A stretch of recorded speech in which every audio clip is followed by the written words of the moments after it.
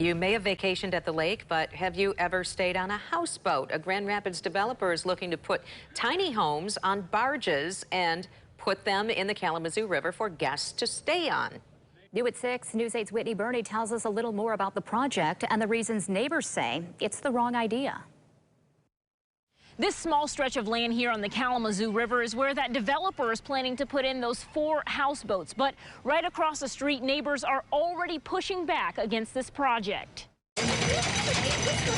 Across from the historic Saugatuck chain ferry at Perryman and Park Street, Ann Broker owns a home. Like many people here, we're not from here, but we come here and we fall in love because it's this really special place.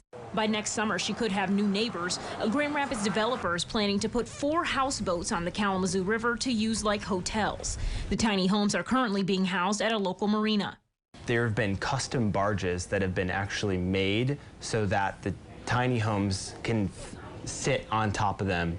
Part of that construction is custom waste drainage for them. Project developer Dan Stouffer says the houseboats are inspired by the canals in Amsterdam. They're planning to make these wellness spaces, offering things like private yoga and a serene lake view. We're really trying to make sure that these are going to be a supportive thing for the town of Saugatuck by really trying to incorporate local vendors. But not if neighbors have a say. They started a petition against the development. They're concerned about parking on an already busy street and the safety of passengers as they exit the ferry.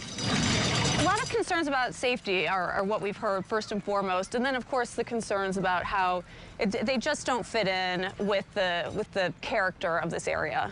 The developers are currently working with the city to move the project forward, hoping the community will have an open mind. We love Saugatuck. It's an important part to us, and I one day want to take my kids there and have it be the same enjoyable experience. And I think part of that being able to happen is by growing. We welcome everyone to this community, and I don't think that this is anything personal against the developer. I don't doubt that they also have a special love for Saugatuck, but I just don't think this is not the right property for what they have in mind, the development they have in mind. Tonight at 7, there is a planning commission meeting on the houseboats, and then in a couple of weeks, there's a zoning board meeting on the same subject. We'll have all of that information at woodtv.com. Reporting here in Saugatuck, Whitney Burney, News 8.